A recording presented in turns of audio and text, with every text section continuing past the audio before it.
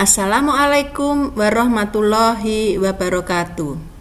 Anak-anak, untuk hari ini kita akan belajar bahasa Indonesia, yaitu tema 7 tentang menjelaskan arti kata sulit dalam teks non-fiksi. Namun sebelum Ibu mulai, marilah kita berdoa semoga yang Ibu sampaikan nanti dapat kalian terima dengan mudah dan bermanfaat untuk kalian. Berdoa, mulai. Selesai. Baik, siapkan bukunya ya anak-anak. Bagaimana cara untuk mencari arti kata sulit tersebut? Yang pertama kita lakukan yaitu menyiapkan buku KBBI. Apa KBBI itu? Yaitu Kamus Besar Bahasa Indonesia. Kemudian yang kedua, tentukan kata dasar dari kata yang akan dicari maknanya. Misalnya, dahulu kala bangsa Indonesia hidup dalam keragaman. Nah, di sini kata keragaman Ibu kasih warna merah. Ini adalah kata sulitnya. Tahukah kalian arti kata keragaman? Nah, kita cari dulu kata dasar dari keragaman, yaitu ragam. Nah, kata dasar dari keragaman adalah ragam. Kemudian di mana kita mencarinya? Yaitu di Kamus Besar Bahasa Indonesia, yaitu carilah pada kolom huruf R pada KBBI. Apa tadi KBBI? Kamus Besar Bahasa Indonesia. Nih, bentuk daripada bukunya. Nih bukunya. Kamus Besar Bahasa Indonesia. Jika dibuka akan berbentuk seperti ini. Nah, ini adalah huruf-hurufnya. Nah, ini ya. Kata dasar dari keragaman adalah ragam. Maka kita mencari huruf R pada buku ini. Nah, dari situ maka kalian akan tahu apa arti dari keragaman itu. Nah, jadi mengapa memilih kita menggunakan huruf R, mencari huruf R? Karena kata ragam diawali dengan huruf R. Jadi kalian buka huruf R, baru kalian cari yang berbunyi keragam. Kemudian di situ nanti akan ada artinya, apa arti dari ragam itu. Baik, untuk lanjutnya. Paham ya anak-anak ya? Nah, menjelaskan arti kata sulit dalam teks non-fiksi. Nanti Ibu bacakan sebagian saja ya anak-anak ya. Suku bangsa di Indonesia. Dahulu kala bangsa Indonesia hidup dalam keragaman. Kalimat Bhinneka Tunggal Ika pada lambang negara Garuda Pancasila bukan cuma slogan. Penduduk Indonesia terdiri atas beragam suku bangsa, agama, bahasa, adat, dan budaya, tetapi semua dapat hidup rukun berdampingan. Ini adalah paragraf pertama. Kemudian paragraf kedua, berdasarkan hasil sensus Badan Pusat Statistik BPS tahun 2010, bangsa Indonesia terdiri atas 1.331 suku. Berdasarkan sensus itu pula, suku bangsa terbesar adalah suku Jawa yang meliputi 40,2% dari penduduk Indonesia. Ibu bacakan sampai di sini aja ya anak-anak ya. Dari ini tadi ada beberapa kata sulit, misalnya ini slogan, Ibu kasih tanda merah, kemudian adat dan sensus. Nah, di mana kalian harus mencari arti ini? Yaitu tentunya di buku Kamus Besar Bahasa Indonesia. Nih, pada teks tersebut kita dapat menemukan kata-kata sulit. Adakah kata sulit yang kalian temukan pada bacaan tersebut? Jika ada, tuliskan dan carilah artinya. Tulis dalam bentuk tabel seperti di bawah ini. Nah, ini bentuk tabel. Ini harusnya ini dikasih kotak ya. Kata sulit. Itu adalah tadi yang pertama, slogan. Apa artinya slogan? Yaitu kalimat pendek yang menarik dan mudah diingat. Itu kata slogan. Kemudian adat itu apa? Yaitu aturan atau kebiasaan yang dilakukan sejak dahulu. Dan yang terakhir adalah sensus, penghitungan jumlah penduduk dalam jangka waktu tertentu oleh pemerintah. Jadi ini kata sulitnya, dan ini adalah arti dari kata sulit tersebut. Mencarinya di buku Kamus Besar Bahasa Indonesia. Baik, lanjutkan. Menemukan informasi dalam teks. Dalam menemukan informasi penting dari sebuah teks, perhatikan hal berikut ini. 1. Yaitu tentunya membaca judul. Yang kedua, membaca keseluruhan teks dengan seksama. Maksudnya dengan seksama itu dipahami betul. Mencatat hal penting yang belum diketahui. Ini bacaan yang tadi. Ibu bacakan lagi dengan keseluruhan. Suku bangsa di Indonesia. Sebelum Ibu lanjutkan, Ibu jelaskan ini dulu. Suku bangsa di Indonesia ini adalah judul dari bacaan ini. Penulisan judul setiap kata nih diawali huruf besar kecuali kata penghubung. Ya, suku S-nya harus diawali dengan huruf besar. Bangsa B-nya harus menggunakan huruf besar, dan Indonesia I-nya juga harus menggunakan huruf besar. Mengapa D tidak diawali dengan huruf besar? Karena D ini adalah kata hubung. Paham? Baik, sekarang Ibu lanjutkan. Dahulu kala bangsa Indonesia hidup dalam keragaman. Kalimat Bhinneka Tunggal Ika pada lambang negara Garuda Pancasila bukan cuma slogan. Penduduk Indonesia terdiri atas beragam suku bangsa, agama, bahasa, adat, dan budaya, tetapi semua dapat hidup rukun berdampingan. Berdasarkan hasil sensus Badan Pusat Statistik atau BPS tahun 2010, bangsa Indonesia terdiri atas 1.331 suku. Berdasarkan sensus itu pula, suku bangsa terbesar adalah suku Jawa yang meliputi 40,2% dari penduduk Indonesia. Suku Jawa ini merupakan gabungan dari suku-suku bangsa di Pulau Jawa, yaitu Jawa, Osing, Tengger, dan suku-suku lainnya. Suku yang paling sedikit jumlahnya adalah suku Nias dengan jumlah 1.041.925 jiwa atau hanya 0,44% dari jumlah penduduk Indonesia. Namun, suku-suku Papua yang terdiri atas 466 suku jumlahnya hanya 2.693.630 jiwa atau 1,14% dari jumlah penduduk Indonesia. Sedangkan etnis Tionghoa jumlahnya 2.832.510 jiwa atau 1,2% penduduk Indonesia. Nah, ini kita baca sekilas saja.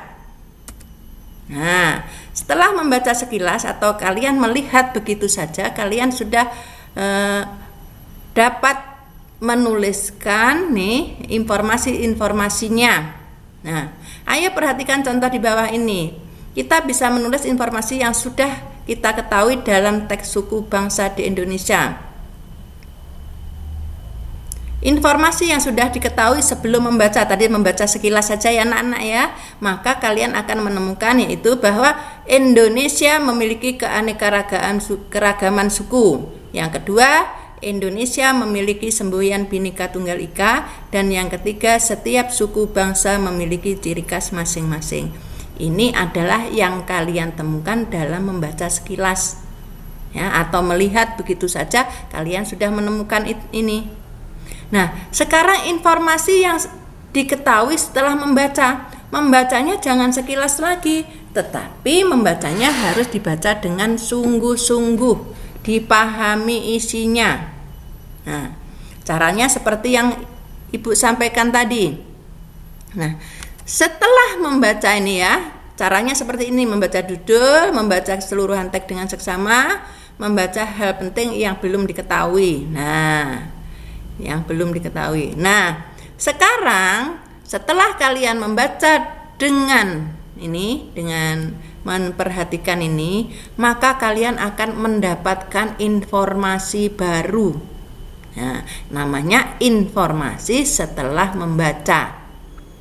Ya, ini tadi diketahui pada waktu membaca sekilas atau melihat saja.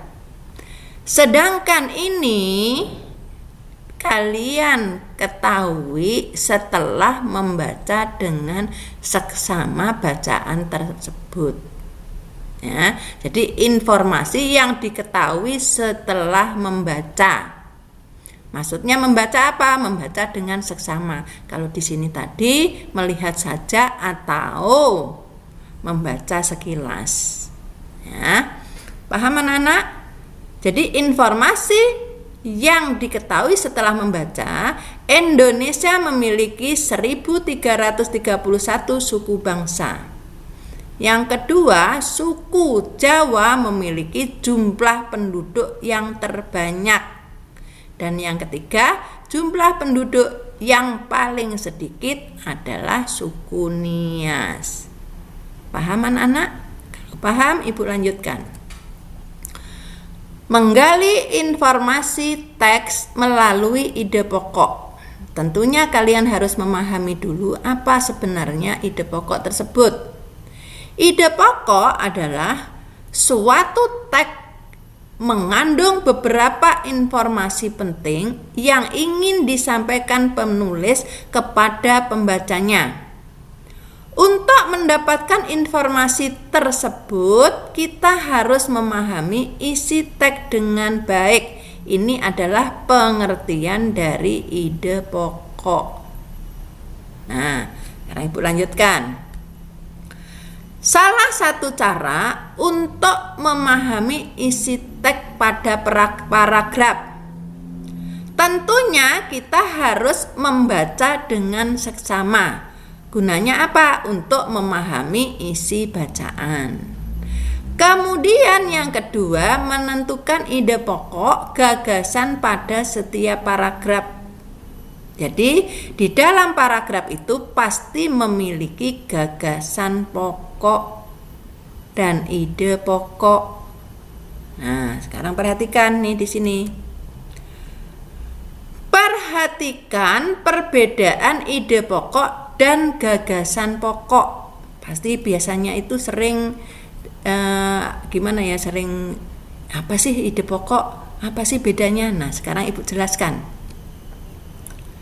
Ide pokok adalah ide atau gagasan yang menjadi pokok pengembang paragraf. Ini ide pokok. Sedangkan gagasan pokok atau sering disebut dengan kalimat utama adalah pokok permasalahan pada paragraf yang diperjelas dengan kalimat penjelas. Ide pokok ini biasanya juga terdapat pada bagian gagasan pokok. Nah, contohnya seperti ini.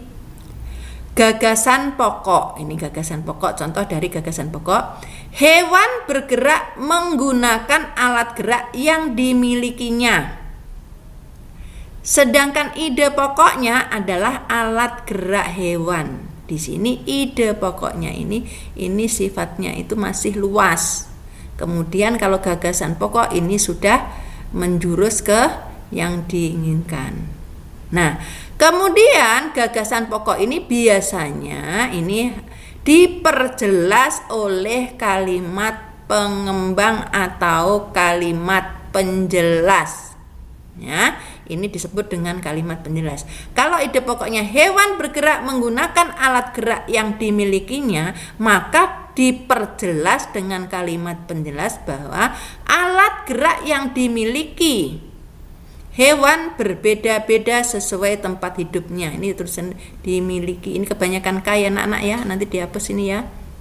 Nah, kemudian kalian bisa menambahkan kalimat penjelas ini. Jadi kalimat penjelas itu tidak harus 1, boleh 2, boleh 3, dan seterusnya. Ya, ini adalah kalimat penjelas untuk memperjelas gagasan pokok. Paham anak-anak? Kalau sudah paham, Ibu lanjutkan. Langkah-langkah menemukan gagasan pokok. Langkah-langkah menemukan gagasan pokok. 1. Membaca keseluruhan paragraf dengan cermat.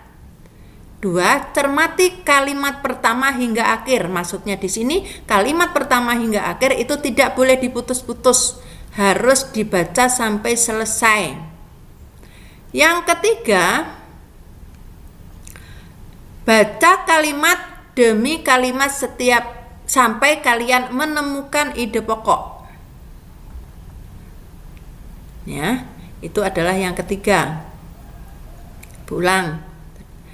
Baca kalimat demi kalimat sampai kalian menemukan ide pokok paragraf.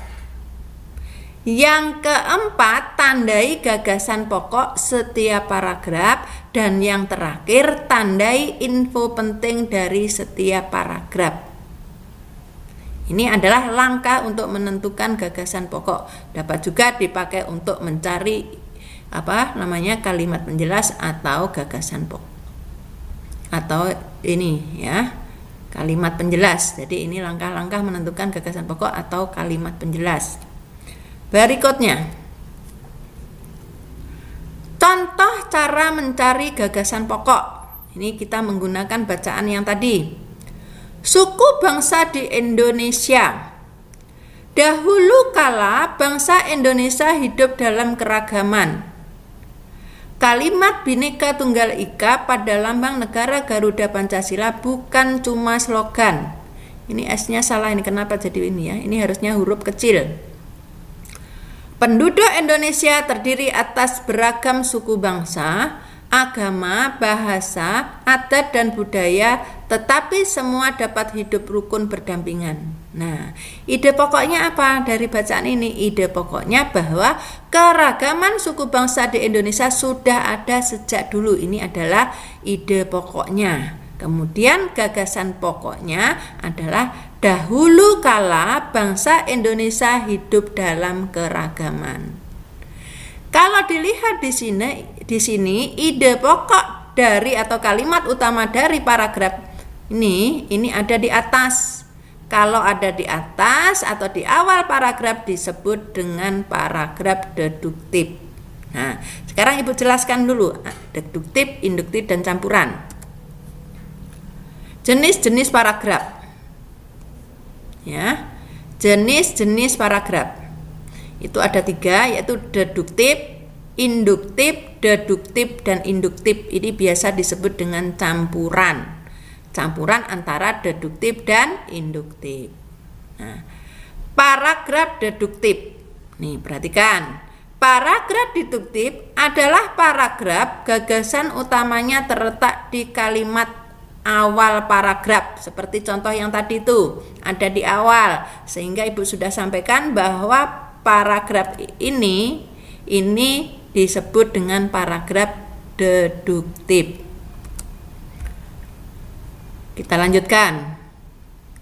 Sedangkan kalimat setelah merupakan penjelas untuk mendukung gagasan utama. Ya, jadi setelah ini tadi seperti ini tadi, ini gagasan utamanya. Dahulu kala bangsa Indonesia hidup keragaman, ini adalah gagasan pokok atau gagasan pokok atau kalimat utama, kemudian diperjelas oleh ini namanya kalimat penjelas. Kalimat Bhinneka Tunggal Ika ini adalah kalimat penjelas yang menjelaskan atau mendukung ini pada gagasan pokok. Jadi gagasan pokok ini kemudian diperjelas oleh kalimat penjelas. Ada berapa kalimat penjelas ini? Hitung. 1 sampai sini, kemudian 2. Jadi ini ada 1 gagasan pokok, 2 kalimat penjelas. Kemudian yang kedua adalah paragraf induktif. Paragraf induktif itu berlawanan dengan paragraf deduktif. Gagasan utama paragraf induktif berada di akhir kalimat dalam paragraf. Kalau deduktif tadi kalimat utamanya ada di awal, kalau deduktif ada di awal, kalau induktif ada di akhir paragraf. Paragraf ini diawali dengan menyebutkan peristiwa khusus atau penjelas yang berfungsi mendukung gagasan utama. Tuh, ya. Jadi yang pertama adalah kalimat penjelas, kemudian yang terakhir adalah gagasan utama. Nah, gagasan utama kalau pada induktif biasanya di akhir dan ditandai oleh kata oleh sebab itu, oleh karena itu, sebab itulah. Maka itu sudah jelas bahwa paragraf tersebut adalah induktif. Yang terakhir adalah paragraf deduktif induktif. Disebut juga paragraf campuran seperti yang Ibu sampaikan tadi. Letak gagasan utamanya terdapat pada bagian awal dan akhir paragraf. Meskipun gagasan utama disebut 2 kali, bukan berarti berlawanan. Gagasan utama di akhir kalimat dalam paragraf berfungsi mempertegas gagasan utama di awal kalimat dalam paragraf tersebut. Jadi paham anak-anak ya? Nanti kalau belum paham, anak-anak bisa mengulang kembali, yaitu memutar diulang sampai kalian memahaminya. Mungkin sampai di sini dulu untuk pembelajaran bahasa Indonesia. Akhir kata Ibu ucapkan wassalamualaikum warahmatullahi wabarakatuh.